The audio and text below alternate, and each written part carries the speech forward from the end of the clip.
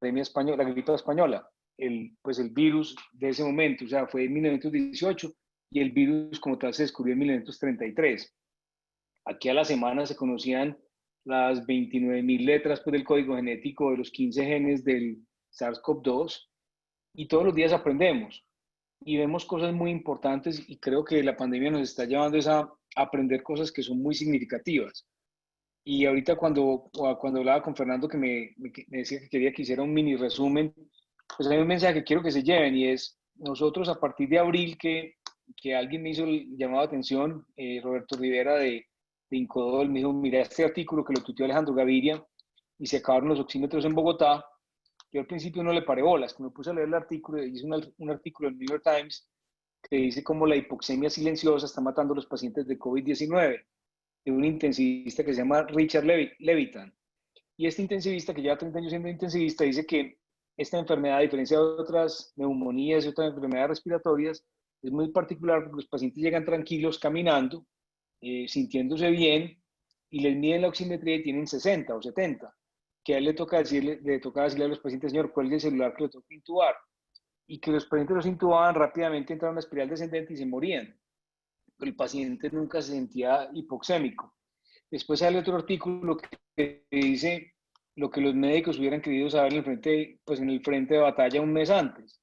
Y dice que se dan cuenta que con 3 medidas muy simples, con acostar al paciente en pronación, con enseñarle a respirar al paciente, una respiración consciente, y con medir el oxígeno y ponerle oxígeno suplementario tempranamente, se logra evitar muchas de las complicaciones de los pacientes. A su vez, Roberto está haciendo una maestría en Big Data y Analítica, y Roberto se pone a mirar los países que van 5 semanas más adelante que Colombia, Estados Unidos, Francia, Italia, Alemania, Asia, y se da cuenta que Alemania tiene la mitad de la mortalidad de los otros países. Y una particularidad es que en Alemania manejan el 95% de los pacientes en casa.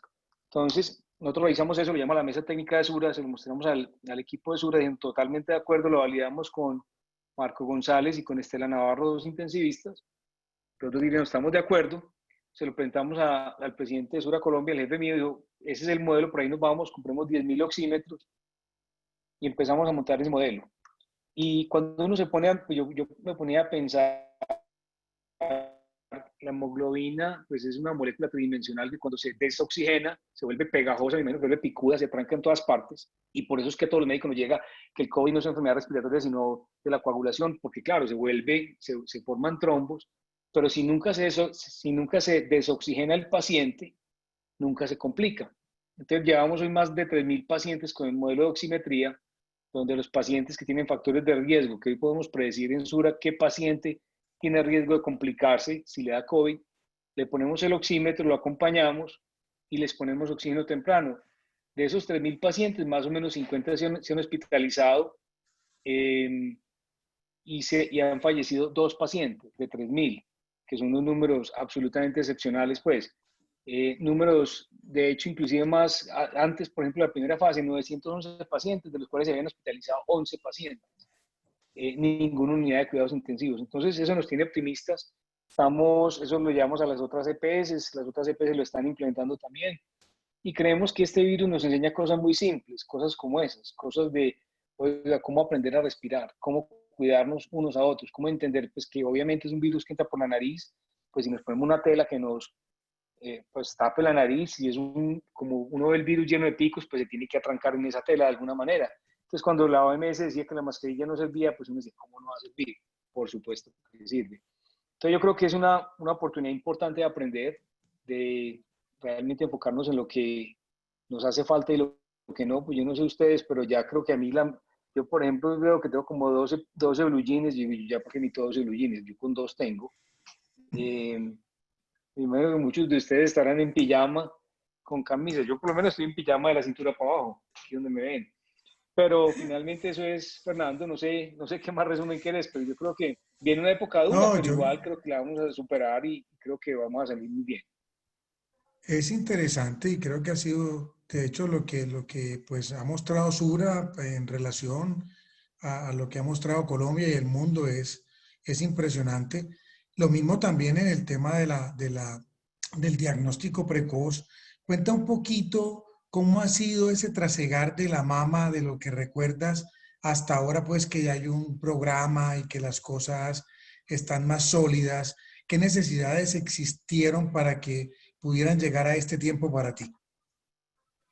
Muy bien, pues yo no sé ustedes cómo serán sus días, pero más inclusive con esta situación uno sí dice, oiga, estoy haciendo suficiente, estoy haciendo las cosas bien, y ese ha sido siempre como el pensamiento.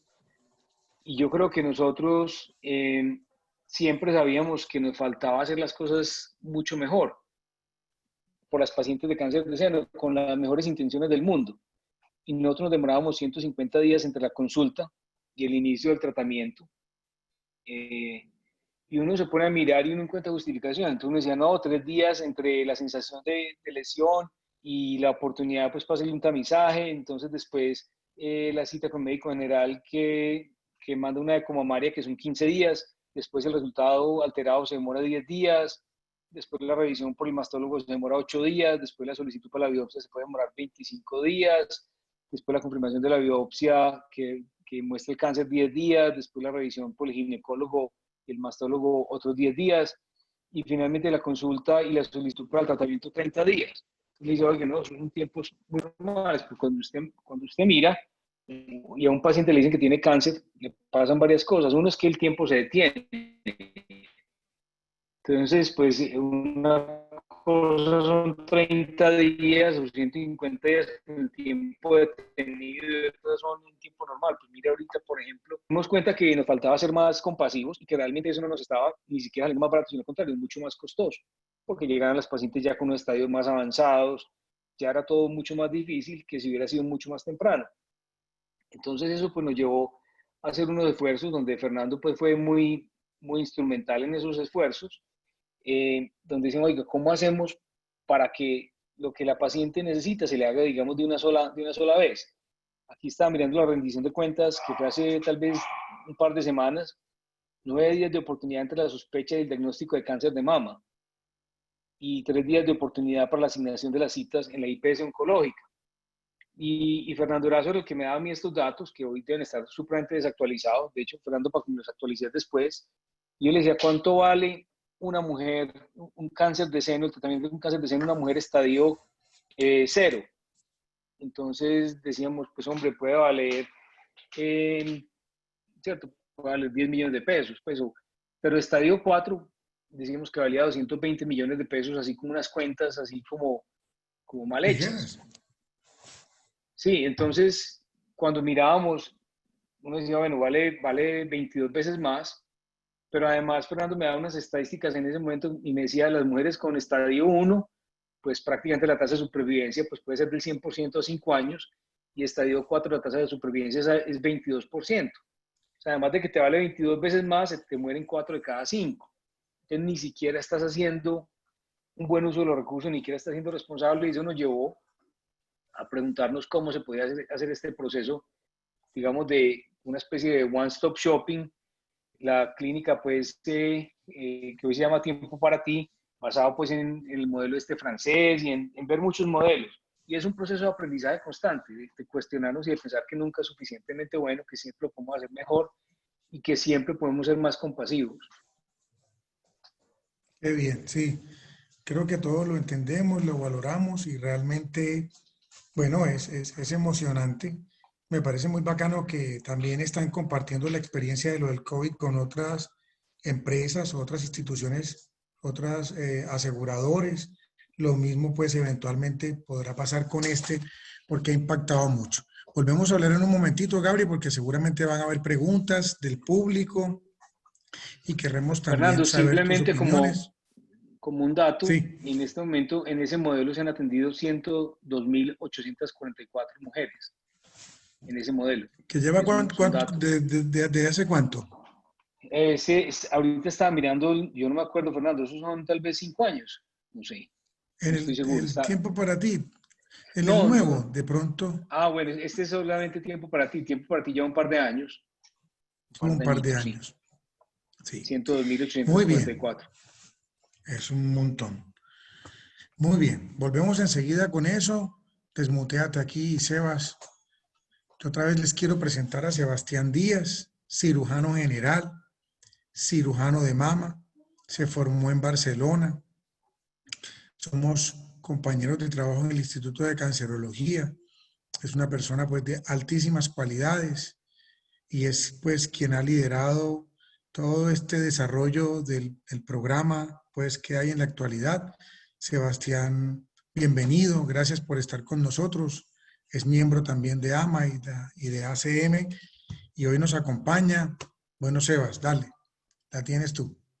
Bueno, muy buenas noches para todos. Muchas gracias pues por la invitación. Primero a Ama, le agradezco y a Fernando el espacio de poder presentar el modelo diagnóstico que ya el doctor Gabriel nos presentó un poco cómo fue la época previa, más digamos de años anteriores de la oportunidad y todo lo que esto impacta en costos y en supervivencia de la enfermedad. Yo les voy a presentar un poquitico datos más actuales de lo que tenemos actualmente desde el programa, desde que empezó un modelo previo que se llamaba Clínica de la Mujer hasta el desarrollo actual y los números más o menos que estamos manejando a día de hoy. Para los que no me conocen, ya Fernando me introdujo, soy Sebastián Díaz, soy cirujano general formado en Barcelona, no en el Clínic, sino en el Vall d'Hebron. De hecho, aquí me estaban escribiendo. Y soy también actualmente el líder de patología mamaria de lo que es EPS Sura. Les voy a compartir mi pantalla para que puedan ver mi presentación. Fernando, ¿la ves bien, cierto? ¿Están viendo mi pantalla bien? Muy bien, todo está perfecto, dale. Perfecto. Entonces, en esta oportunidad le voy a presentar lo que es el diagnóstico multidisciplinario de patología mamaria y la experiencia del modelo nuestro, que como nombre es Tiempo para ti. La charla la dividí en varias partes. La primera es una muy pequeña introducción y después les presentaré lo que les comentaba un poquitico antes de lo que era Tiempo para ti, o sea, cómo se manejaba Clínica de la Mujer y cómo nace la idea del One Stop Clinic, cómo es el modelo diagnóstico multidisciplinario, o sea, cómo funciona el circuito y los números que nosotros estamos manejando a día de hoy, y posteriormente al diagnóstico, cómo hacemos para remitir a una IPS para su tratamiento, sea tanto oncológica o sea simplemente por patología benigna.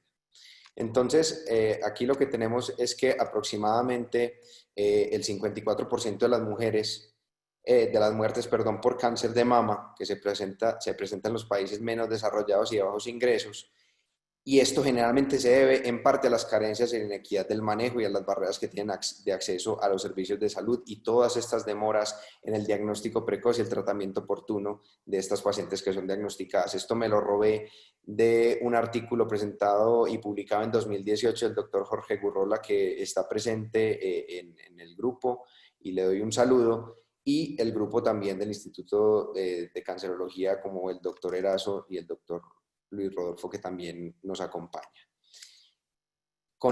Teniendo en cuenta un poquitico los datos de EPS Sura, EPS Sura es una EPS que se maneja dentro del grupo Sura, que maneja más o menos 3,5 millones de usuarios. La regional principal obviamente es Antioquia por ser una empresa antioqueña, pero también tenemos otros regionales que es Centro, Occidente y Norte. Estos datos son obtenidos desde el informe de gestión del 2019 del grupo Sura. Y yéndonos un poquitico atrás, yéndonos más o menos a 2014, 2015, 2016, cómo funcionaba la EPS, que no era realmente mal. Funcionaba con una base que era Clínica de la Mujer. En Clínica de la Mujer, la paciente simplemente consultaba a su médico, simplemente porque tenía alguna sensación de nódulo o simplemente en un programa de tamización normal. El médico de la EPS, sea generalmente médico general o médico ginecólogo, valora las imágenes y solicita unos estudios.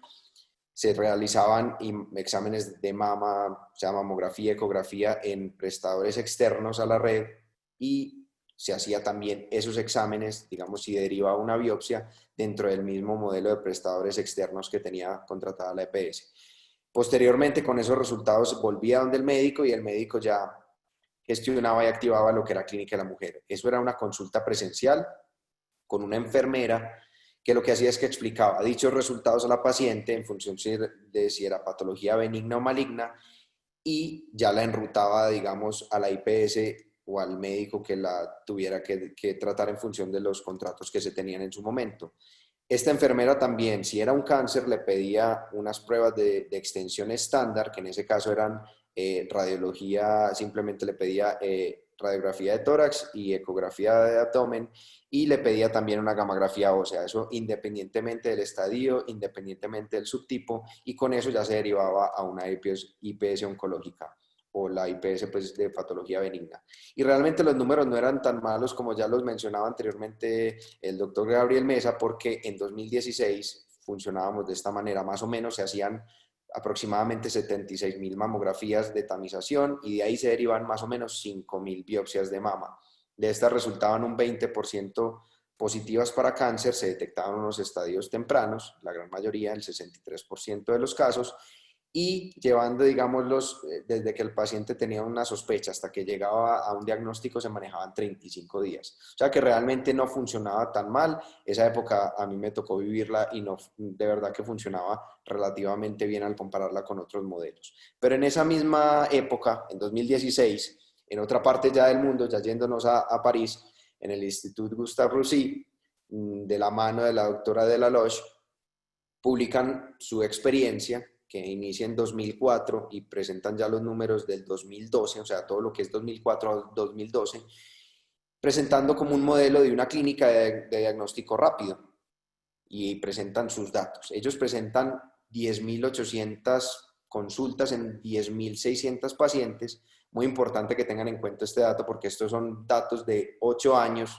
de recaudar pacientes, o sea, 10.600 pacientes en 8 años, y de ahí, digamos que le hacían, basado en un BACAF, en una biopsia con aguja fina, una biopsia y ya determinaban cómo hacer el tratamiento. Y ellos concluyen que realmente este modelo de diagnóstico rápido es beneficioso tanto en los tiempos y que adicionalmente es costo efectivo para dar un buen diagnóstico y es un modelo pues que se puede implementar. Entonces es cuando nace una idea, ya cuando se unen tres partes que viene siendo el Instituto Gustave Roussy con su idea de One Stop Clinic y de la mano de General Electric contactan a Dinámica en 2016, más o menos empieza pues 2015-2016 y es cuando se crea y se nace el modelo diagnóstico que lo bautizamos nosotros como Tiempo para Ti. Es un diagnóstico acompañamiento especializado, multidisciplinario para el diagnóstico de patología mamaria.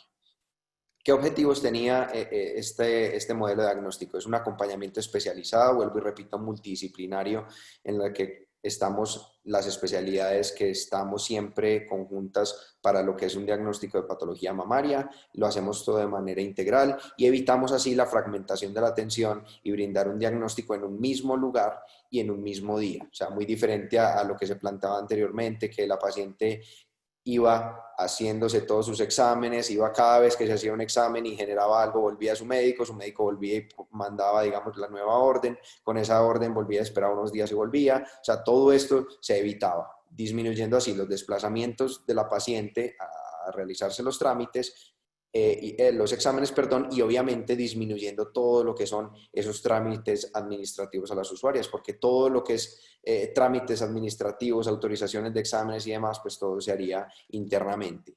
Y todo esto llevando a una paciente a que sea una experiencia. Nunca es buena que le tengan que decir que le tengan que hacer un montón de exámenes, pero digamos dentro de lo más agradable posible para toda esa paciente y toda esa familia que está alrededor de esa calamidad, digamos que es una sospecha de un cáncer de mama. Entonces se crea el modelo en el cual se generan unas imágenes que se hacen en prestadores externos y también en prestadores internos como en ese momento es Dinámica, ahora conocido como Ayudas Diagnósticas Sura, y a partir de ahí, si se generan unos resultados sospechosos, BIRATS 4 en adelante, se carga, digamos, todos esos resultados a un modelo en el cual migra a unas enfermeras de acompañamiento especializado y unos médicos también que están detectando todos esos resultados y a partir de ahí ya se genera como una alarma y se incluye dentro del modelo de diagnóstico de Tiempo para Ti. Entonces ya entrando puntualmente, lo que vemos es que los BIRATS 4 y los BIRATS 5 y obviamente BIRATS 6 que en algunos casos nos remiten son donde nos vamos a enfocar porque son las pacientes que realmente van a llegar al circuito. O sea, para llegar al circuito no es simplemente palparse una mama y tener un nódulo y una sospecha, sino que se tiene que derivar de una imagen sospechosa que nos derive a realizar una biopsia.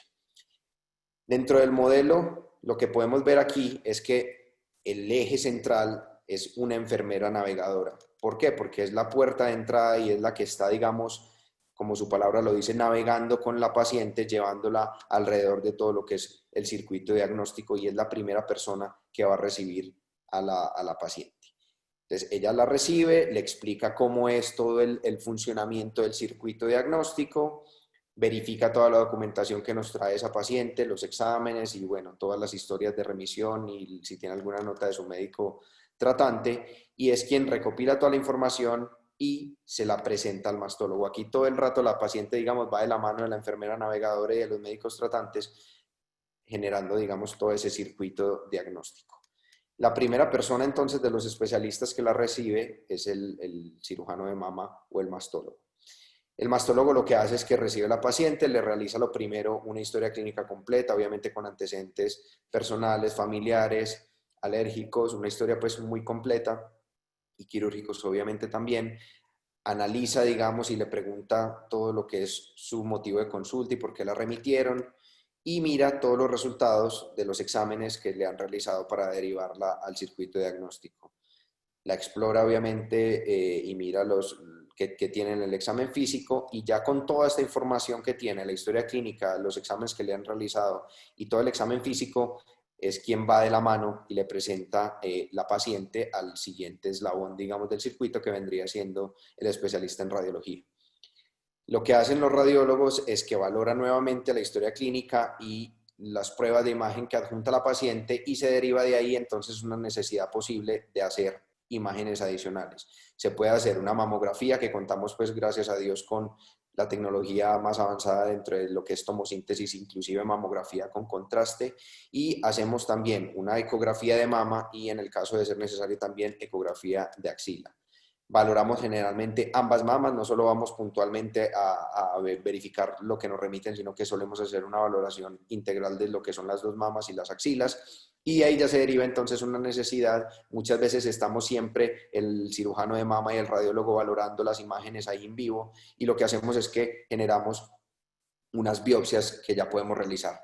El modelo diagnóstico, muy importante, está basado generalmente en la biopsia con aguja fina, que digamos que esto es lo que cambia un poco con respecto a otros modelos que se realiza directamente biopsia con Trucut o aguja gruesa. Nosotros nos basamos muchas veces en el BACAF, o sea, todas las pacientes nosotros le realizamos un BACAF, algunas le realizamos un Trucut, y ya lo que es biopsia estereotáxica lo realizamos obviamente con Trucut, esas no harían con BACAF, y lo hacemos, digamos, con un circuito que entra por otro lado aparte. A partir de ahí, que se genera la necesidad ya de la biopsia, pues es cuando llamamos al patólogo, que sería como el tercer eslabón en este modelo diagnóstico, y el patólogo lo que hace es que entra al procedimiento junto con radiología, o sea, está siempre de la mano con los radiólogos, y apoyan, digamos, esa toma de esa biopsia. Ellos valoran directamente la calidad de la muestra, ven si es suficiente o no suficiente, si la ven satisfactoria o no, pues así macroscópicamente, y entonces es el encargado de darnos un resultado inmediato de lo que nos dice el BACAF, obviamente para decir el resultado de la citología, y posteriormente es quien analiza obviamente también en la biopsia Trucut en caso de que se realice.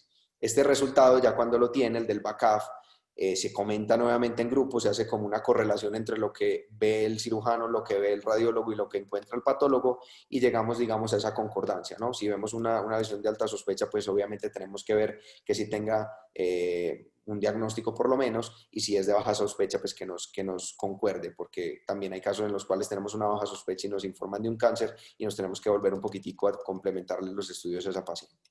Entonces, nuevamente, el mastólogo es la puerta de entrada, digamos, de los especialistas, y también es la puerta de salida, porque ya con toda esta información recopilada es quien habla nuevamente con la paciente y le comunica, digamos, ese resultado. Es quien es el encargado de informarle qué salió en la citología, si es maligna o es benigna, le resuelve sus dudas, le explica muy bien su diagnóstico, más o menos le informa lo que es, pues, la información que tenemos de diagnóstico, y determinamos un manejo en función de esos resultados. O sea, la derivamos a patología benigna o a patología maligna en caso de serlo, y si es un cáncer, también nos encargamos de hacer la estadificación TNM, porque para nosotros es muy importante de cara a los estudios de extensión que le vamos a solicitar posteriormente a esa paciente para remitirla a la IPS oncológica. Entonces, los números que les puedo mostrar, digamos, a día de hoy, digamos, antes de la pandemia, el corte lo hice al 31 de marzo, precisamente por todo esto del COVID que nos ha cambiado un poquitico los números y llevamos hasta el 31 de marzo, llevamos 1 año y medio de entrar en funcionamiento. Tenemos 6.490 pacientes valoradas dentro del circuito. Y les repito, los números del Gustave Roussy, que son los que tienen el modelo diagnóstico, eran 10.800 pacientes en 8 años. Nosotros en año y medio llevamos 6.490 pacientes, que es un dato que yo veo muy, muy relevante. De esas 6.400 pacientes, hemos reclasificado 1.927. ¿Qué quiere decir reclasificación para nosotros? Pacientes que han entrado con una sospecha de una biopsia, o sea, BI-RADS 4 en adelante, y nosotros, al valorar la historia clínica del cirujano de mama y en muchas ocasiones también realizándoles una ecografía, digamos, de reclasificación, nos damos cuenta que realmente no necesitaban biopsia. 1.927 pacientes. Que solo hayan entrado a mastología y de ahí directamente se hayan derivado ya, digamos, dadas de alta del circuito, son 584 pacientes, y pacientes que les hayamos adicionado, digamos, también una ecografía adicional, son 1.343 pacientes. O sea que hay una reclasificación importante. Aquí lo importante de tener un equipo multidisciplinario y que conozca el tema, en lo cual se ahorraron casi 2.000 biopsias por solo el hecho de haberle dado una segunda mirada a un especialista en cirugía y en radiología de mama. Nosotros también, digamos, ya derivándonos todas estas pacientes, las que reclasificamos que se salvaron, digamos, de una biopsia, nos quedan 4.564 pacientes, de los cuales le realizamos, sumando, digamos, la cantidad de procedimientos a esas pacientes, le realizamos 7.349 biopsias. ¿Qué quiere decir esto? Pacientes que se les hace BACAF, TruCut, si tienen lesiones múltiples, se les hace biopsia en axila, bilateralidad, bueno, digamos, todos los procedimientos adicionales que se les realizan fueron un número también muy importante, casi 7.500 pacientes. En BACAF podemos ver que se le hicieron 3.539 pacientes y exclusivamente se les diagnosticó y se dejaron solo con un BACAF casi la mitad de esas pacientes, 2.383 pacientes. O sea, a la mitad de esas pacientes no les realizamos un TruCut, sino que simplemente con el BACAF definimos. La gran mayoría, obviamente, de ellas son patología benigna, porque patología maligna generalmente les hacemos ambas biopsias para tener mayor información, sobre todo de cara al manejo con la inmunistoquímica que con el BACAF. Simplemente nosotros tenemos diagnóstico de maligno benigno y necesitamos información adicional de cara al tratamiento.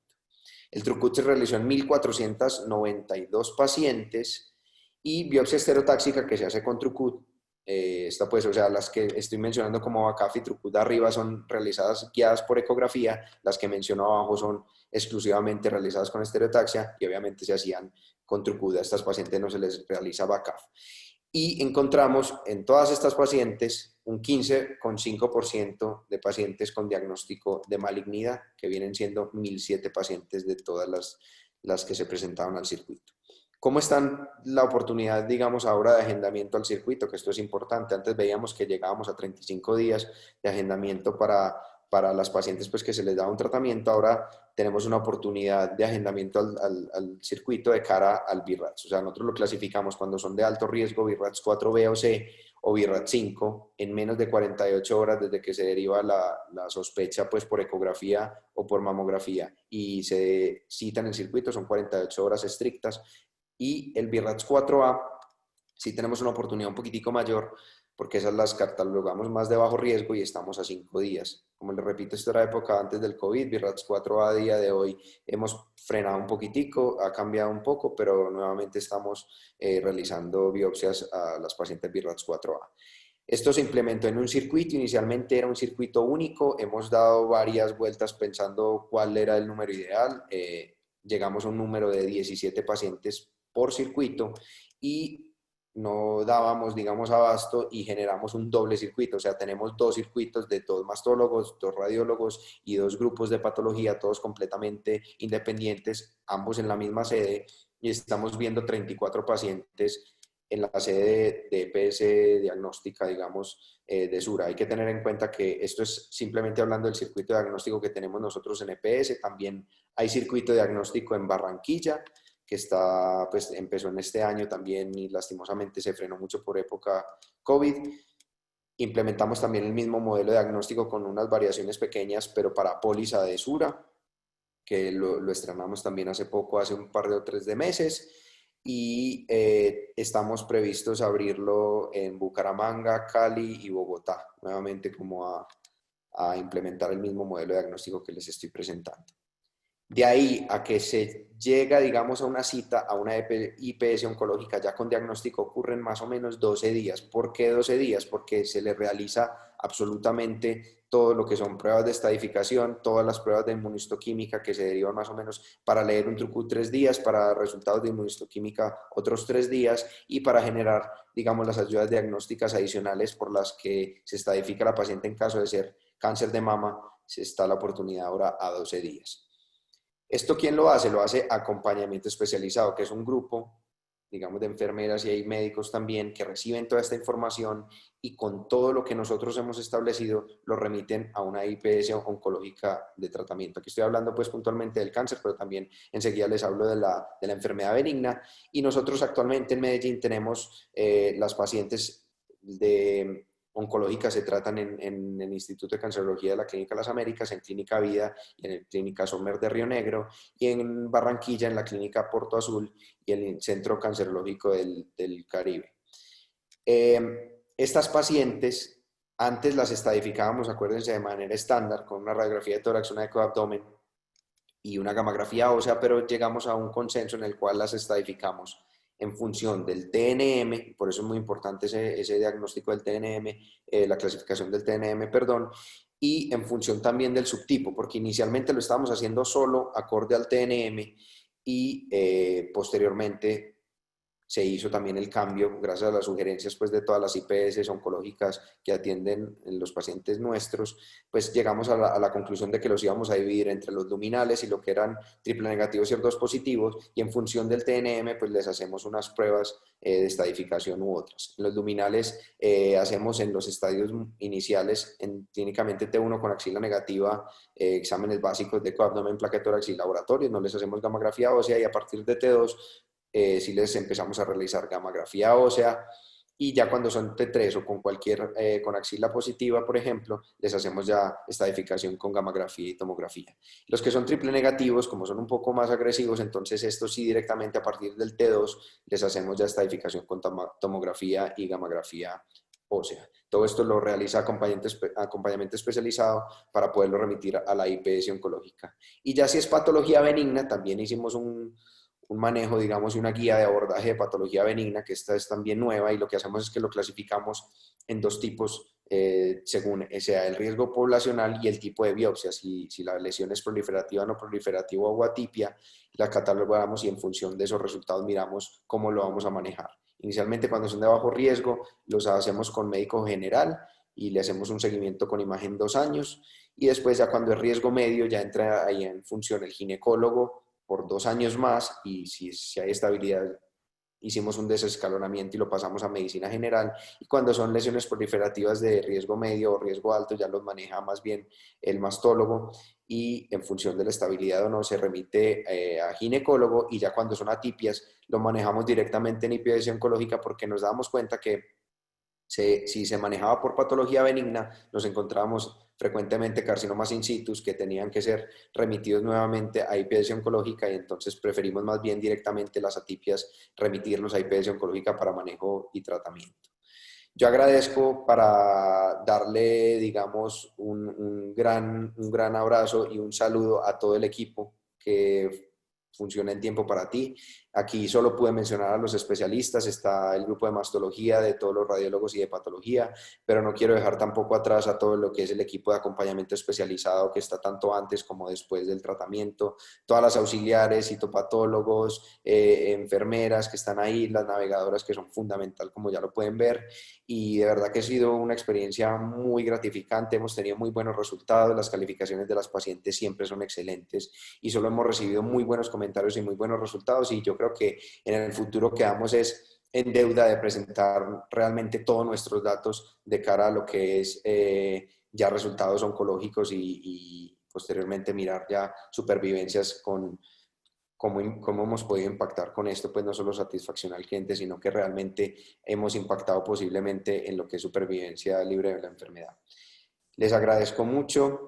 Cualquier duda que tengan, estoy pendiente, me pueden escribir, llamar o directamente en el Instagram, que la cuenta es abierta. Y le agradezco a Ama el espacio y estoy atento entonces a cualquier duda que pueda surgir en la charla. Muchas gracias.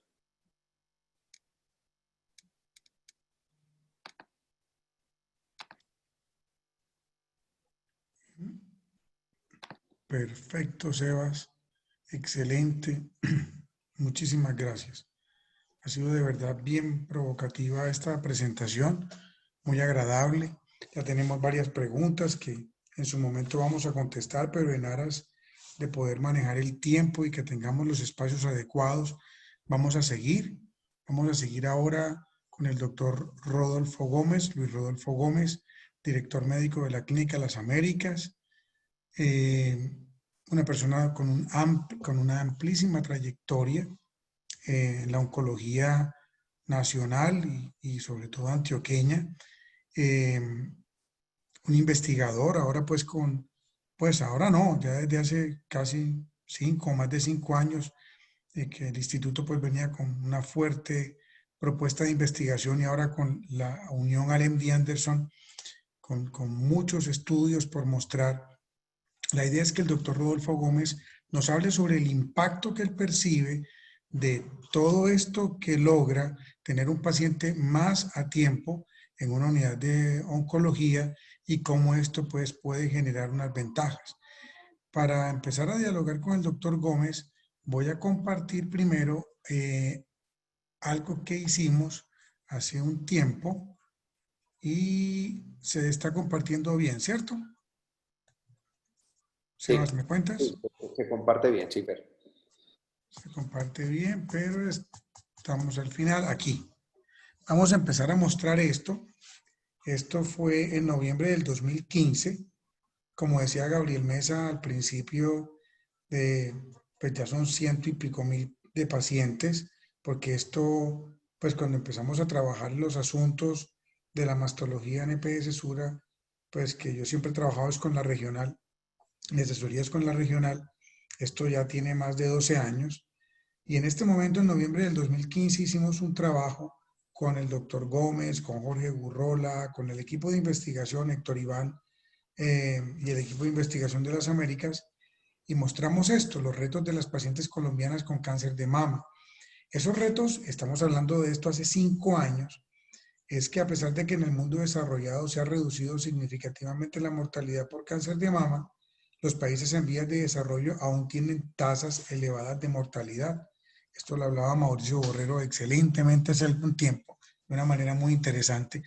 Por ahí está Mauricio también, Borrero. Y decíamos que las nuevas moléculas reducen modestamente la mortalidad por cáncer de mama. Esto pues puede ser controversial, pero la reducen modestamente en relación a tener una paciente con un diagnóstico temprano. Gabriel hace un momento comentaba lo del tema del impacto económico, un trabajo de Sandra Angulo, que una persona que trabajó en EPS Sura, luego fue a trabajar a la seccional de salud, y Sandra hizo un trabajo hermoso, lo recuerdo, en el que mostraba esos datos que contaba Gabriel, como un estadio 4 podía costar 20 y 30 veces más que una paciente que venía con un diagnóstico en un estadio temprano. El diagnóstico temprano logra una reducción mucho más impactante que cualquier otra terapia descrita en la mortalidad y por supuesto también en los costos. De esta diapositiva no se acuerda Gabriel Mesa. Gabriel la hizo para llevarla a MD Anderson y aquí más o menos para ese momento mostrábamos las diferencias que teníamos en el régimen subsidiado y el régimen contributivo, porque nosotros precisamente lo que pretendíamos era hacer una comparación entre esos dos regímenes, el subsidiado y el contributivo. Queríamos mostrarle a los pacientes que habían llegado al Instituto de Cancerología cómo se habían comportado estas dos poblaciones, así de manera cruda, el subsidiado y el contributivo, y también qué había pasado con las del contributivo, entre las que habían unas que venían de un programa de navegación y así en ese momento conocimos o denominamos lo que pasaba en Sura de una manera menos elaborada a lo que existe ahora y lo que pasaba con el resto de EPS o de pacientes del régimen contributivo. Y pues nuestras generalidades es que en Colombia los pacientes acceden desigualmente a los servicios de salud, la calidad no es homogénea, esos programas de navegación que están enmarcados dentro de un derrotero del Ministerio de la Protección Social son estrategias que mejoran las rutas y los accesos a los servicios de salud y que definíamos que había un programa de navegación o algo llamado programa de navegación entre EPS Sura y en aquel momento el IDC, ya luego vino Clínica Vida, luego vino Sommer, ¿cierto? Y otras IPS para evaluar pacientes con cáncer de mama. Entonces, aquí viene este estudio, aquí le doy la entrada al doctor Luis Rodolfo Gómez, que él puede ya abrir su micrófono. Hola Rodolfo, muchas gracias por acompañarnos. Buenas noches a todos. Fernando, muchísimas gracias por la invitación. Sí, en realidad esto empezó hace bastantes años con algo que para nosotros, oncólogos de las diferentes áreas quirúrgicas y clínicas y los de radioterapia, se volvió muy obvio, y es que el manejo de las enfermedades neoplásicas debe ser un manejo integral, interdisciplinario y multidisciplinario, en el que intervienen varias disciplinas en una forma ordenada para obtener mejores resultados. Eso es muy lógico y lo hemos ido aprendiendo tal vez con un poquito de sangre. Y en ese momento, para 2012 más o menos, 2010, 2012, empezamos a ver que había mayor receptividad de algunas aseguradoras en buscar tener un mejor orden para tratar sus pacientes o para tratar las pacientes. Todos sabemos, y ha sido y es motivo frecuente de discusión, la fragmentación de los pacientes en el sistema de salud colombiano. Y en esa época era mucho mayor, y empezamos a lograr entre todos, lograr cambiar el chip de desconfianza mutua, y encontramos para esa época con EPS Sura una colaboración y una comprensión de empezar a ver cómo se hacía esos programas que llamábamos de navegación. En realidad, pues comparado con la teoría actual y con el programa que mostró Sebastián, esto de navegación era andar en chalupita con remitos. Entonces era algo se navegaba, pero era muy temprano. Se empezó a buscar o a hacer un manejo integral en que los pacientes se los tomaba la clínica de la mujer, y esa clínica de la mujer que tenía su enfermera que hacía su parte de navegación se encargaba esencialmente de recibir las pacientes con una mamografía alterada, hacerles tomar la biopsia y remitir tempranamente la paciente a la IPS, al Instituto de Cancerología. Se le hacía una evaluación temprana, bien fuera por mastología o bien fuera por oncología clínica, dependiendo de los estadios, y se le hacía la solicitud para los exámenes de evaluación de extensión. Esos exámenes de evaluación de extensión, entonces habría que mandarlo nuevamente a esa enfermera navegadora que nos colaboraba para hacerlo de una forma más rápida y tratar de bajar esos días que mencionó ahora Gabriel, con el que habíamos empezado todos de entre 35 y 50 días, y logramos bajarlo, como mencionaron también, por los lados de los 15 días, que era un logro enorme, ir bajando los tiempos de atención de esos pacientes, ir buscando que hubiera un manejo integral y ordenado, siguiendo protocolos de los pacientes con cáncer de mama. Para demostrar la bondad de eso, quisimos comparar cómo le iba a las pacientes, como mencionaba Fernando, de los dos regímenes, con las diferencias que tienen, y en esa época eran tal vez más marcadas las diferencias en el contributivo y el subsidiado, y de otras EPS del contributivo que todavía seguían más fraccionadas en las atenciones. Estas pacientes eran pacientes las que comparamos, tanto de Sura EPS como de las otras EPS, eran pacientes que todo el tratamiento se había hecho en el instituto. No tomamos pacientes que, por ejemplo, si hubiera hecho la cirugía en una IPS diferente, fueran remitidas al instituto para la quimioterapia y a otro lugar para la radioterapia o cualquiera, todas las mezclas que eso ocurría, sino simplemente todas las que únicamente estaban remitidas al instituto. Entonces teníamos tal vez dos diferencias que podríamos ver, y era la velocidad del diagnóstico inicial, la eficiencia del programa de tamizaje que tuviera la aseguradora y ese tiempo que iba entre el diagnóstico y el inicio del tratamiento.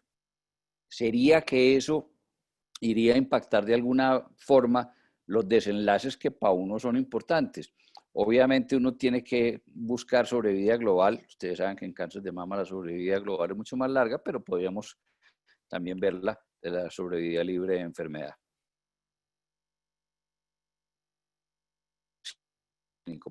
De acuerdo a los pacientes, si estaba paciente navegada en chalupa o no.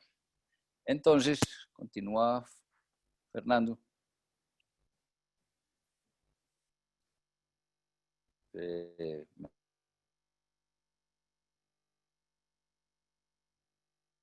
Lo cual no sería raro.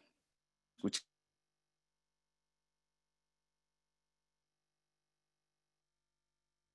¿Aló? Sí, hola.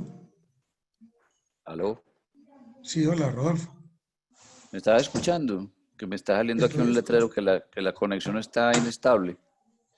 No, Bueno, pero te estamos escuchando listo. perfectamente. Entonces, Se te oye devuélvete. bien. Voy Devuélvete. a devolverme, ya creo que es aquí, acá y acá. Ahí, listo. Ahí. Bueno, entonces esa fue el número de pacientes. Para esa época tomamos una muestra de 2.729 pacientes que teníamos del régimen contributivo 2.300, del régimen subsidiado 385. El programa navegado, que era el programa que hacíamos con Sura, fueron 1.257 pacientes. Pacientes no navegadas del contributivo, 1.087, y pacientes no navegadas del subsidiado, las 385. Lo importante, simplemente, al buscar acortar, no, sigue para adelante.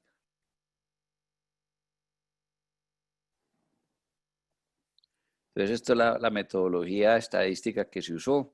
Eso Fernando nos puede ayudar si es, pero lo importante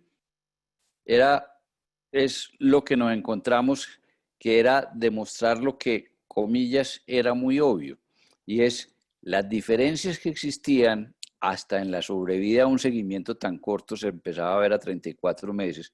Si ustedes ven la curva de sobrevida, se empieza a separar de forma temprana entre los navegados del contributivo, que es la parte verde, la que está en el corchete verde, y los no navegados del contributivo, que tenía hazard ratio de 1,6 sin cruzar la unidad, y era mucho mayor los navegados del contributivo, o sea, EPS Sura, contra los no navegados del subsidiado, que la hazard ratio estaba en 2,5. O sea, la sobrevida en una forma temprana, con maniobras de navegación muy sencillas, vuelvo a decir con todo respeto, de chalupa, era importantísimo de una forma temprana para impactar sobrevida en este grupo de mujeres. Dame la otra, Fernando. Lo mismo ocurría con la sobrevida libre de enfermedad a 32 meses. Igualmente, los navegados de la EPS Sura tenían una hazard ratio superior y mucho mayor la comparación entre los navegados de la EPS Sura con los no navegados del régimen subsidiado. Dame la otra, Fernando. Y esto también es importante. Vean cómo la frecuencia de estadios tempranos era mucho mayor en los navegados Y los ganglios negativos también eran mucho más frecuentes en los navegados. O sea, esas dos maniobras que les mencioné iniciales, hasta que la EPS tuviera una preocupación real por hacer tamizaje temprano y porque a la paciente que se le haga la mamografía y que sea anormal, se le haga una biopsia en forma rápida y que la que dé anormal sea remitida en forma rápida, esas aparentes maniobras tan sencillas cambian en forma importante la forma como se presenta, los estadios en que están, con todas las implicaciones que ya mencionó Gabriel de costos y las implicaciones que ustedes están viendo de resultados de desenlaces en salud. Dame la siguiente. Igualmente, la posibilidad de cirugía, del tipo de cirugía. Acordémonos que para el 2015, 2012, 2015 era mucho más aceptado o mucho más buscado hacer las cirugías conservativas que hacer las mastectomías. Entonces, para ese momento, el desenlace que más buscábamos era hacer cirugía conservativa y ustedes ven cómo en la barra azul son más frecuentes si usted navegaba al paciente que las pacientes con mastectomía, que eran más frecuentes en las pacientes que no eran navegadas. Dame la siguiente, Fernando. Entonces, ¿qué podemos concluir de este trabajo de observación tan sencillo? Que definitivamente si uno hace maniobras organizadas para tratar de hacer una detección temprana de los casos de cáncer de mama, y esto se conecta en forma rápida con un tratamiento adecuado, uno puede tener mejoría clínica y estadísticamente significativos, tanto en la sobrevida global como en la sobrevida libre de enfermedad, aún con seguimientos muy cortos. Y que hubo también unas frecuencias importantes en las variables clínico-patológicas, en la cirugía conservadora, etcétera, etcétera, cuando se aplicaba un programa de navegación muy sencillo. Entonces eso nos podía servir de una ayuda para poder ayudar a resolver las disparidades evidentes en nuestro sistema de salud, evitando la fragmentación, mejorando los desenlaces. No podemos decir que hayamos mejorado la calidad de vida. En realidad, se lo dejo a los mastólogos y hay un impacto muy grande en la calidad de vida de de cuadrantectomía versus mastectomía, pero sí nos indica que los beneficios de esta navegación son importantes en desenlaces más fuertes o más duros, como son la sobrevida global y la sobrevida libre de enfermedad. Eso simplemente era lo que les quería comentar de la experiencia que nosotros vimos con los programas iniciales con los que empezó toda esta historia. Fernando. Sí, también que no encontramos en ese momento estudios publicados de América Latina, todavía no los hay ahora que estuvimos revisando con Rodolfo para este pues, diálogo, todavía no hay, probablemente ya pronto vendrán los de la Clínica de la Mujer y finalmente pues esto es muy importante y pues las limitaciones estadísticas es que teníamos una supervivencia pequeña, teníamos una cohorte histórica y nos faltaba un análisis multivariado, pero finalmente lo impactante pues era evidente y entonces como volvemos al principio, los retos en el mundo desarrollado pues se han reducido la mortalidad y nosotros todavía tenemos que reducirla, pues ese es el reto que tenemos y finalmente diagnosticar temprano, educar y actuar son fundamentales. Eso de alguna manera enmarca de una forma esperanzadora todavía ese diálogo que tenemos pendiente sobre qué hacemos, tamizamos o diagnosticamos. Bueno, lo ideal es hacer ambas, pero las dos opciones son importantes. Y decíamos en aquel momento que muchas veces nosotros nos enfocábamos en aspectos cualitativos y eso no nos dejaba actuar, pues la propuesta que había en aquel momento era medir, analizar y modificar cualquier aspecto que permitiera mejorar los impactos y bueno, en 5 años finalmente llegó todo esto que ya tenemos y bueno, y ha sido sumamente alentador y es en gran parte lo que nos trae el día de hoy. Bueno, yo creo que en este momento hemos hecho un diálogo pues muy interesante sobre una cantidad pues de aspectos fundamentales que nos permitan entrar en el contexto de todo lo que tenemos. Ya tenemos pues un chat muy activo. Había varias preguntas, yo quisiera recoger algunas. Por ejemplo, aquí nos habían preguntado el doctor Diego Hoyos. Él había hecho una pregunta que ya el doctor Jorge Castaño ha contestado, pero Sebas, él dice que básicamente si con BACAF se descarta patología mamaria. Yo recuerdo que cuando teníamos el diálogo previo, cuando se hablaba con la gente que nos trajo la experiencia del Gustave Roussy, alguna vez que fuimos también con los de General Electric a otros países a hablar de este asunto, ese era un tema que generaba mucha controversia y la sigue generando. ¿Cómo han manejado eso? ¿Cómo ven ese tema? Esa pregunta sí es muy importante, Fernando, porque como yo les dije, el modelo discrepa un poco y yo creo que ha sido como la parte donde más genera discusiones es en el diagnóstico exclusivo en muchas pacientes netamente con la biopsia con aguja fina. Pues yo creo que para esto depende de muchas cosas. Primero es tener, obviamente, un gran equipo de citopatólogos que no es fácil de conseguir. Nosotros, gracias a Dios, tenemos, digamos, un muy buen equipo basados principalmente en el doctor Jorge Castaño, que ha respondido ahí, y las otras patólogas y patólogos del equipo que están formados en citopatología y nos han dado una altísima confianza, no solo pues por el tema como nos hemos ido desarrollando nosotros, porque hemos ido creciendo juntos, sino porque también tenemos los datos que, como les digo, esto está pendiente de hacer una publicación que también está en cabeza del doctor Castaño, quien está ya redactando pues como todos los números que tenemos a día de hoy, y tenemos un valor predictivo positivo del 99.3%, o sea, realmente hay una altísima concordancia entre lo que es el BACAF y el TrueCut, y realmente hemos tenido la pregunta de los falsos negativos, o sea, cuando tenemos muestra insuficiente o falsos negativos, siempre van de la mano o con un nuevo BACAF, y si es de alta sospecha, generalmente lo confirmamos también con un TrueCut, o sea, muchas veces van de la mano el BACAF y el TrueCut.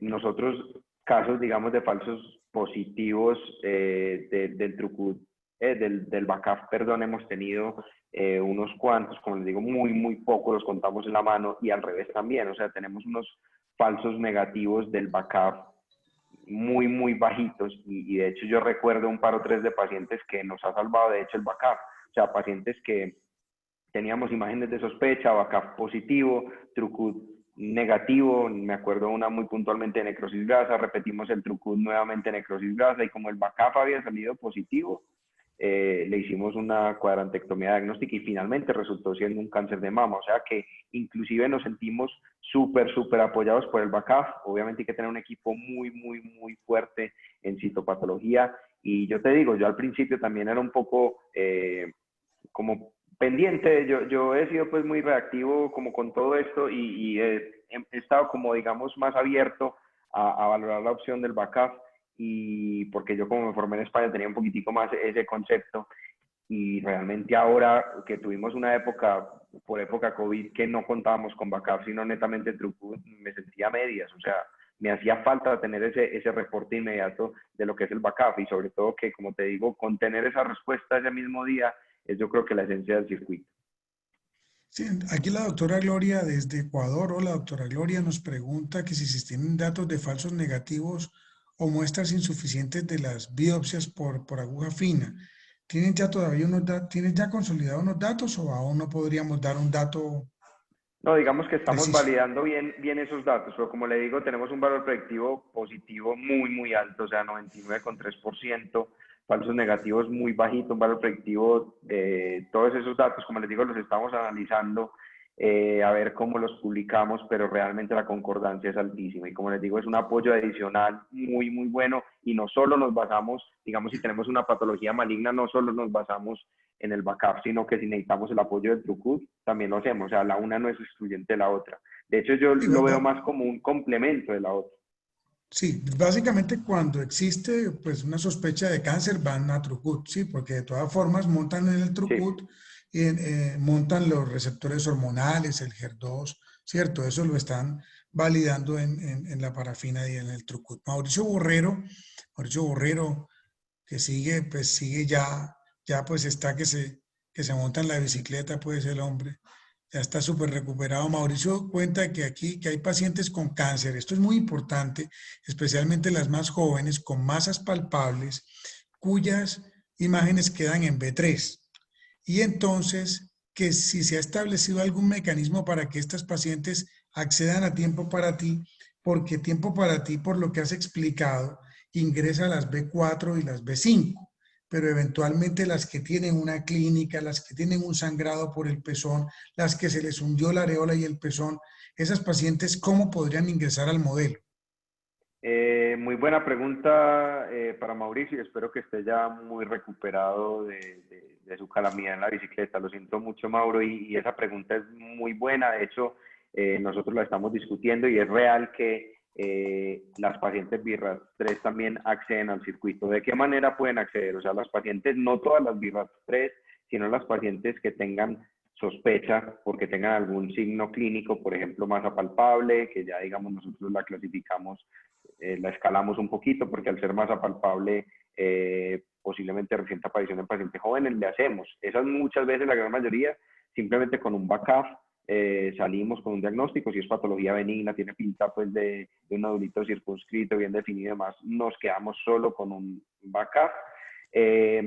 Pero sí es verdad que entran al circuito. Generalmente las pacientes que vienen remitidas por mastólogo directamente entran al circuito, no les hacemos ningún tipo pues de filtro, o sea que las pueden mandar sin ningún problema. Las pacientes que vienen remitidas por ginecólogo, yo soy generalmente quien está haciendo ese filtro, también basado con radiología, y lo que estamos es, la gran mayoría de las pacientes son correctamente remitidas porque son pacientes que tienen alguna otra clínica, como los menciona pues Mauricio, y las pacientes también de medicina general remitidas al circuito con BIRAT3, pues también las clasificamos, y si vemos que tiene alguna sospecha, porque yo analizo completamente, digamos, la historia clínica, otros factores que, digamos, el radiólogo muchas veces al hacer la imagen no tiene acceso, ingresan al modelo diagnóstico. O sea que si es posible, digamos, no es la esencia ni la ruta inicial por donde se deriva el circuito, pero acompañado de una historia clínica y pasando, digamos, por un filtro, las estamos haciendo entrar al circuito. Mauro insiste en la pregunta. Básicamente creo que podríamos insistir en que no hay una respuesta, que es un desafío de lo que hay que planificar. Gonzalo Ángel cuenta que el triple test debe tener concordancia. Es un reto para tiempo para ti, porque esta situación existe y estaremos como muy atentos a cómo lo siguen desarrollando. El doctor Jorge Castaño cuenta pues que hay 2 años de funcionamiento, cómo se ven las IPS oncológicas. Bueno, ya Rodolfo lo planteaba con la experiencia previa. Es una experiencia indudablemente maravillosa y creo que se aprecia pues que es bastante importante. Jorge Gurrola nos trae una pregunta, por ahí debe estar Gabriel. Le voy a hacer esta pregunta a Gabriel sin pretender. Hola Gabriel, que no te veo cerquita. Activa tu cámara, porfa, si eres tan amable. Ahí te vi. Pregunta el doctor Jorge Gurrola, que es epidemiólogo clínico, es un doctor en epidemiología y además es el asesor epidemiológico de AMA. Tiene un cargo ahí, pues. El doctor Jorge Gurrola dice, ¿cuáles son las proyecciones de reducción de carga de la enfermedad del nuevo programa de navegación de Sura en 5 y 10 años? Entendemos que no debe haber un número exacto, pero ¿cómo lo percibes tú? ¿Crees que con lo que se ha implementado, con lo que han tenido desde Frailes, esto va a generar un impacto importante? Pues es de esas cosas que digamos, que uno podría pues ponerse a decir que los estudios econométricos muestran esto y aquello y lo demás allá. Pero lo primero es que el único camino ético que tenemos es hacerlo. O sea, no hay otro camino ético distinto a lograr buscar una atención rápida, integral y completa de las pacientes para disminuir pues, el sufrimiento, pero que además basados en la cuádruple meta: mejores resultados en salud, que producen más satisfacción a un menor costo, con mayor satisfacción de los profesionales. Cada vez se muestra que es el camino. Entonces yo no tengo, pues digamos que no tengo una proyección como la que le está preguntando. ni la hemos hecho y ni creo que la vamos a hacer. Pues, ¿por qué? Porque finalmente pues uno sí podría decir, hombre, vamos a mirar si esto realmente es costo efectivo, y como yo digo, pues no hay otro camino distinto a hacerlo bien. Entonces, pues para tal vez un poquito de decepción, doctor Burrola, es que no tengo la respuesta, y digamos que no funcionamos así porque creemos que es el único camino costo efectivo, que además es el único camino ético. Perfecto. Gabriel, yo te quiero hacer una pregunta. Hubo un momento en Sura en el que algo cambió, yo quisiera que lo explicaras cuando dijeron el paciente quedaba en el centro de todo. Básicamente ese es un cambio filosófico, pero ¿eso qué significa? Sí, voy aquí a apagar una luz que está como muy fuerte, esta luz. Sí, ese fue un cambio importante porque nosotros de hecho veníamos diciendo desde años atrás que queríamos poner al paciente en el centro, y lo decíamos, pero digamos del dicho al hecho, pues hay mucho trecho, y el hecho de decirlo, eh, pues no hacía que pasara, y nos dimos cuenta que de hecho el modelo de operación está, digamos, con tres patas: procesos, personas, tecnología e infraestructura. Contiene el modelo, o está contenido por el modelo de atención en salud, que está contenido por el modelo de servicio y está contenido por el modelo de negocio. Entonces, por no decir simplemente una declaración que queremos poner a la persona en el centro, pues no es suficiente. Tienes que empezar por el centro de la cebolla, que es el modelo de operación, es decir, que los procesos estén centrados en las personas, que los mismos empleados y colaboradores estén centrados en las personas y la tecnología esté centrada en las personas, y a partir de ahí sí puedes empezar a garantizar que lo otro esté conectado, el modelo de atención, el modelo de servicio, el modelo de negocio. Después lo que pasó era que cuando uno dice eso, la gente dice, no, es que si haces eso te quebras.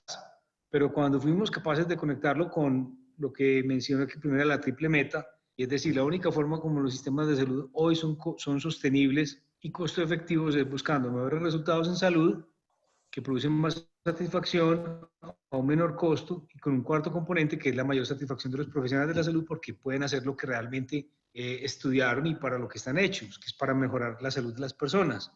Y eso nos demostró que finalmente, mientras mejor hacíamos las cosas, mejor nos iba económicamente.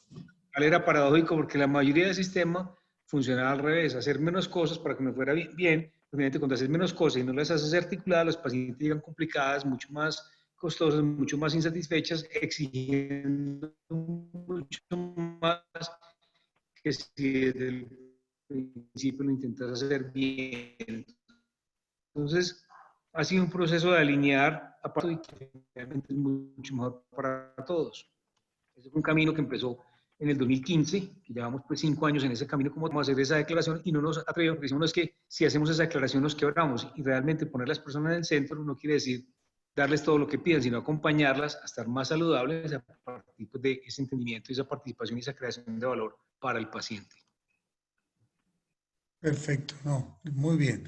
Mauricio, Lina Torres nos recuerda o indica que cuando el especialista genera la orden de biopsia por sospecha clínica, se identifica la necesidad y se analiza la historia clínica. Probablemente es como lo están haciendo, pero bien, queda de alguna manera, yo creo que un sentimiento recogido de que también es muy importante tener en cuenta a los pacientes que no tienen una imagen que genere la sospecha, para poder hacer todo este proceso de tamización o de screening que hacen al interior de Tiempo para Ti. Y Mauricio Borrero remata sobre que no hay ninguna publicación de tamización que muestre resultados tan impresionantes como los que se muestran con diagnóstico temprano a través del programa de navegación que mostraron los doctores Rodolfo Gómez y Fernando. Y sí, pues yo estoy de acuerdo con Mauro.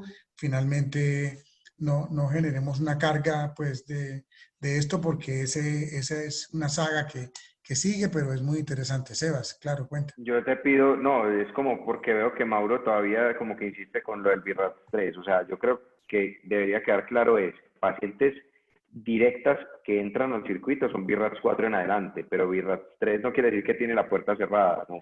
BIRATS 3 acompaña, digamos, de una historia clínica, como les digo. Si lo remite directamente un mastólogo, ni las miramos ni les hacemos ningún filtro, porque obviamente el criterio clínico es muy importante, por alguna razón la habrá remitido. Yo el primero en que he tenido que remitir pacientes de BIRATS 3 al circuito. y las hacemos. O sea, no es que no se le abra la puerta a las BI-RADS 3, sino que siempre miramos por qué están remitiendo las pacientes BI-RADS 3. O sea, lo que nosotros, digamos, hacemos es una valoración de la historia clínica, cuál es el motivo por el cual están remitiendo BI-RADS 3, y si realmente tienen motivo, pues las programamos en el circuito. Rodolfo Gómez, que está por aquí, se desmutea. Ese verbo no Señora, existe. señor. No, señora, todavía no. Ya acá, ahorita voy a El pelo explorar las abundante. opciones. Sí. Ve, Rodolfo, ¿qué quisieras, digamos, comentar como de pros y contras? O sea, si encuentras algunos de esta situación en la que un paciente llega a una unidad de oncología tan rápido, pues ya no son 150 días, ya son más poquitos. ¿Qué te parece bueno? ¿Qué te parece que pudiera mejorar de toda esta carrera? Desde No, la perspectiva de la IPS oncológica. contra ninguno, contra ninguno. Como dice Gabriel, es evidente que todos tenemos la misma meta, todos estamos buscando mejorar los desenlaces de los pacientes, darle mejor salud al paciente, tener satisfacción para el paciente, satisfacción para el médico, satisfacción para el sistema. Eso es meta de todo el mundo. Contra yo no le veo ninguno. Quiero hacer mucho énfasis, pero esa es mi forma de pensar. Los que me conocen un poquito más saben mi aversión, entre comillas, a la mamografía como tal, en el sentido de que lo beneficioso que tiene ese programa que mencionaba Mauricio, no es lo importante de la tamización es que sea una política y que sea un programa coherente y engranado. Las mamografías solas no sirven para nada, la mamografía de ocasiones eso no sirve para nada, eso no reduce nada. Y de hecho lo que se está viendo en este programa es cómo la comparación entre una aseguradora que navegaba, o sea, que tenía una tamización dentro de una política de tamizar y de unir, engranar el resultado de la tamización, no simplemente hacer la mamografía por hacerlo y dejar al paciente suelto, sino busque el resultado, busque la que se salió normal, llévela, hágale la biopsia, si le dio anormal, remítala rápido. Esa sola cosa impacta. No es la mamografía, es el manejo integral, el programa integral, es lo que va a impactar. Entonces, pros todos los que quieran. Perfecto, yo pues me declaro infinitamente complacido. Muchas gracias a David que nos está felicitando, a David Gómez, un miembro activo de AMA, radioterapeuta, amigo. Y David nos está felicitando por el espacio. Muchas gracias, David. Está saludando a Gabriel y a todos. Completamos ya prácticamente 1 hora y 30 minutos. Qué bueno que tenemos este espacio. Tenemos muchas propuestas. Les agradecemos infinitamente. Para nosotros es sumamente halagador que vengan y nos traigan sus propuestas. Estamos aprendiendo a hacer todo esto dentro de las limitaciones que hemos tenido. Es una oportunidad que nos generó la pandemia. Hemos tenido pues apoyo ya de la industria, de algunas que han venido.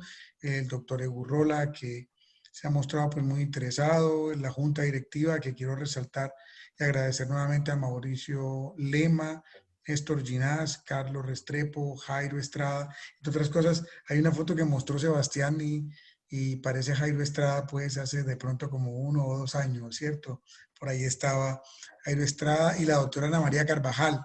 Gracias de verdad a todos ellos por esto, a todos los que asiduamente nos acompañan y nos generan propuestas. Ya pronto pues van a ver esta presentación como todas en la página. De todo esto siempre se ha encargado Mauricio Lema, que por fortuna pues es el tecnológico de nosotros y nos permite mantenernos conectados. Los que no pudieron asistir la pueden ver, los que la vieron y la quieren repetir también, a través de nuestras páginas nos pueden contactar. Ya pues tienen un correo electrónico, ama.mastología@gmail.com. Gracias de nuevo, Gabriel Mesa, gracias Sebastián y gracias Luis Rodolfo por acompañarnos, por estar con nosotros y los esperamos en la próxima emisión. Muchísimas gracias y buenas noches a todos. Muchas gracias a todos. Gracias. Fuerte abrazo. Buenas noches. Gracias. Gracias Buenas a noches. todos, gracias, muchas gracias. Sebastián, Rodolfo, Chao. gracias. Muchas gracias.